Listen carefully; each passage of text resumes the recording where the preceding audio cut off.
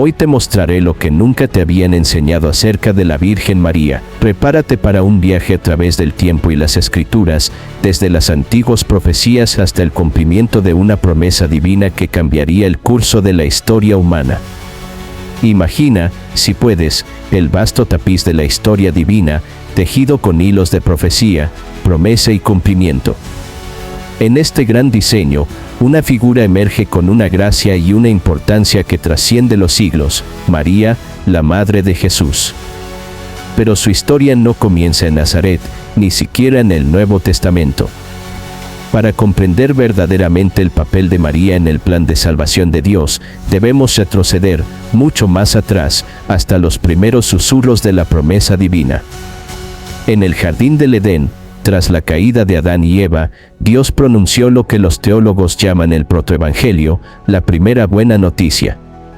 Dirigiéndose a la serpiente, Dios declaró: «Pondré enemistad entre ti y la mujer, y entre tu simiente y la simiente suya. Esta te herirá en la cabeza, y tú le herirás en el calcañar». Génesis 3:15. Este versículo, aparentemente críptico, contiene la semilla de toda la historia de la salvación, y en él vemos la primera alusión velada a María. La mujer mencionada aquí no es solo Eva, sino que apunta hacia adelante, hacia otra mujer cuya simiente aplastaría la cabeza de la serpiente. Esta mujer es María, y su simiente es Jesucristo. Así, desde el principio mismo de la historia humana, el papel de María en el plan divino ya estaba siendo profetizado. Avancemos en el tiempo hasta el profeta Isaías, quien vivió unos 700 años antes del nacimiento de Cristo. En un momento de crisis nacional para el reino de Judá, Isaías pronunció una de las profecías más conocidas sobre el Mesías venidero: «Por tanto, el Señor mismo os dará señal, he aquí que la Virgen concebirá, y dará a luz un hijo, y llamará su nombre Emmanuel». Isaías 7:14. Esta profecía, que encuentra su cumplimiento en María, es notable por varias razones. Primero, habla de una virgen que concebirá. En el mundo antiguo, como en el moderno, la idea de una concepción virginal era asombrosa, por decirlo menos. Segundo, el niño que nacería sería llamado Emmanuel, que significa Dios con nosotros. Aquí vemos una pista de la naturaleza divina del hijo que María llevaría en su vientre. Pero la historia de María no se limita a estas profecías directas. A lo largo del Antiguo Testamento, encontramos figuras y tipos que prefiguran a María y su papel en la historia de la salvación. Considera, por ejemplo, a Eva, la madre de todos los vivientes. Mientras que Eva, a través de su desobediencia, trajo la muerte al mundo, María, a través de su obediencia, traería la vida al mundo en la persona de Jesús. Los padres de la Iglesia a menudo se referían a María como la nueva Eva, viendo en ella la inversión y redención del papel de Eva en la caída. Otra figura importante es el Arca de la Alianza. En el Antiguo Testamento, el arca era el lugar de la presencia de Dios entre su pueblo, conteniendo las tablas de la ley, el maná del desierto y la vara de Aarón que floreció. María, al llevar a Jesús en su vientre, se convirtió en la nueva arca de la alianza, conteniendo no solo la ley sino al legislador mismo, no solo el maná sino el pan de vida, no solo el símbolo del sacerdocio sino el sumo sacerdote eterno. En el libro de los Proverbios, encontramos la misteriosa figura de la sabiduría personificada, que declara: «Jehová me poseía en el principio, ya de antiguo, antes de sus obras. Eternamente tuve el principado, desde el principio, antes de la tierra». Proverbios 8, 22-23. Aunque este pasaje se refiere primariamente a la sabiduría divina y, por extensión, a Cristo como la sabiduría encarnada, los teólogos han visto aquí también una alusión a María, quien en la tradición cristiana es llamada sede de la sabiduría por llevar en su vientre a aquel que es la sabiduría de Dios.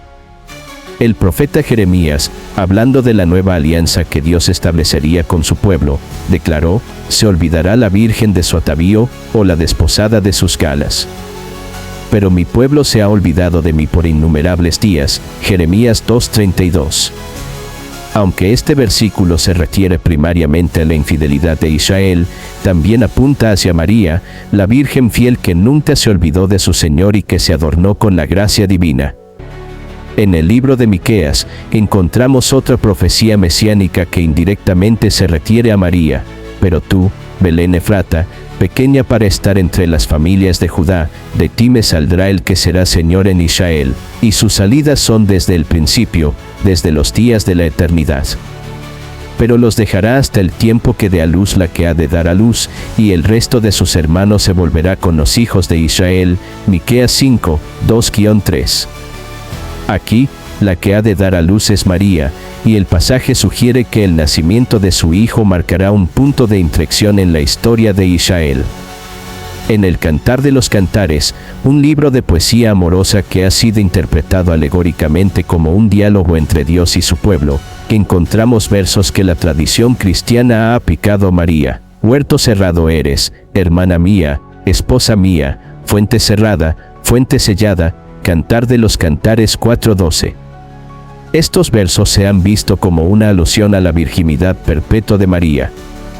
El profeta Ezequiel, en una visión del templo restaurado, vio una puerta oriental que permanecía cerrada, y me dijo Jehová, esta puerta estará cerrada, no se abrirá, ni entrará por ella hombre, porque Jehová Dios de Israel entró por ella, estará, por tanto, cerrada. Ezequiel 44:2.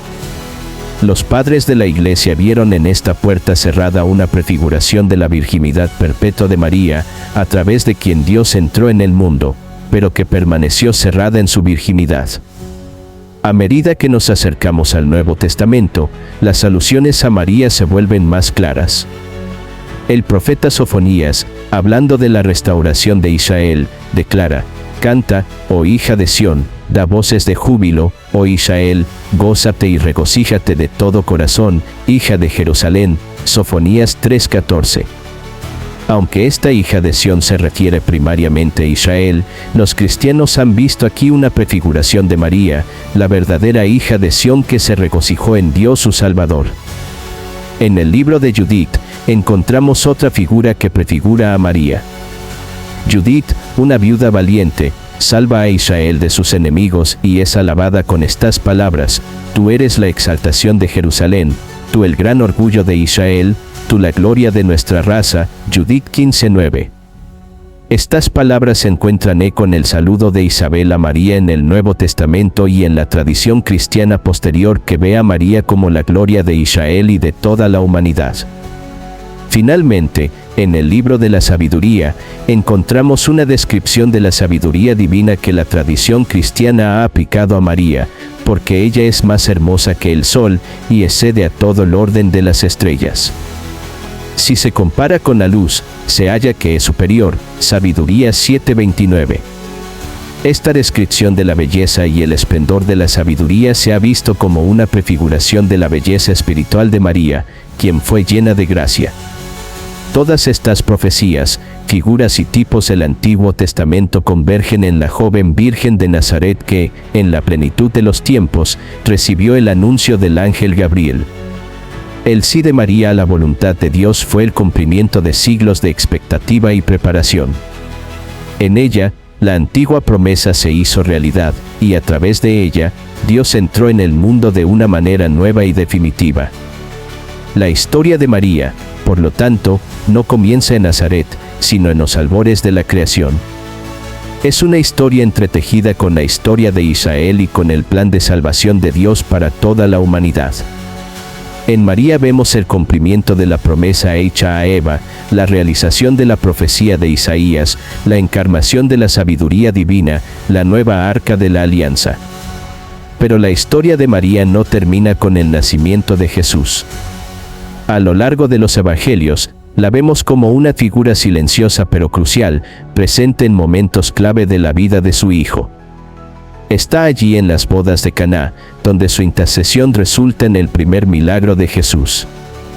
Está allí al pie de la cruz, compartiendo en el sufrimiento de su hijo y recibiendo el encargo de ser madre de todos los creyentes. Y está allí en el cenáculo en Pentecostés, en el nacimiento de la Iglesia. La comprensión del papel de María en la historia de la salvación ha seguido desarrollándose a lo largo de los siglos. La Iglesia ha reflexionado profundamente sobre su papel único, declarando la Theotokos, Madre de Dios, en el Concilio de Éfeso en el año 431, afirmando su Inmaculada Concepción en 1854 y proclamando su asunción corporal al cielo en 1950. Estas doctrinas no son adiciones arbitrarias a la fe, sino el florecimiento de las semillas plantadas en las Escrituras. La Inmaculada Concepción, por ejemplo, se ve como el cumplimiento perfecto de la enemistad entre la mujer y la serpiente profetizada en Génesis 3:15. La Asunción se entiende como la realización plena de la victoria sobre la muerte ganada por Cristo, manifestada primero en su madre. En María, vemos la perfección de la humanidad redimida.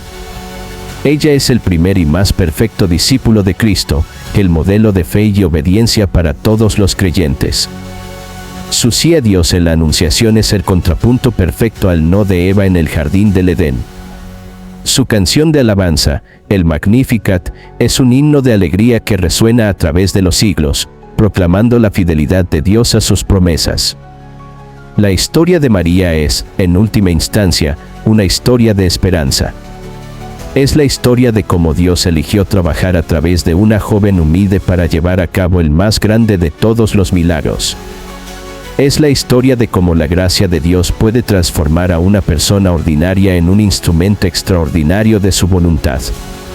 Y es la historia de cómo, a través de la obediencia y la fe de una mujer, la antigua promesa de redención se hizo realidad para toda la humanidad. Así que la próxima vez que pienses en María, recuerda que su historia no comienza en Nazaret. Comienza en el corazón de Dios, se desarrolla a través de las páginas del Antiguo Testamento, florece en los Evangelios y continúa hoy en la vida de la Iglesia y en los corazones de todos los que, como ella, dicen sí a Dios. En María, vemos el pasado, el presente y el futuro del plan de salvación de Dios. Ella es el puente entre el Antiguo y el Nuevo Testamento, el cumplimiento de la antigua promesa y la madre del nuevo pacto. Su historia es nuestra historia, y en su sí a Dios, encontramos el modelo perfecto para nuestro propio sí al llamado divino en nuestras vidas. Que esta comprensión más profunda de María, arraigada en las Escrituras y desarrollada a lo largo de los siglos, nos inspire a una mayor devoción y nos lleve a una relación más profunda con su Hijo, Jesucristo, nuestro Salvador y Señor.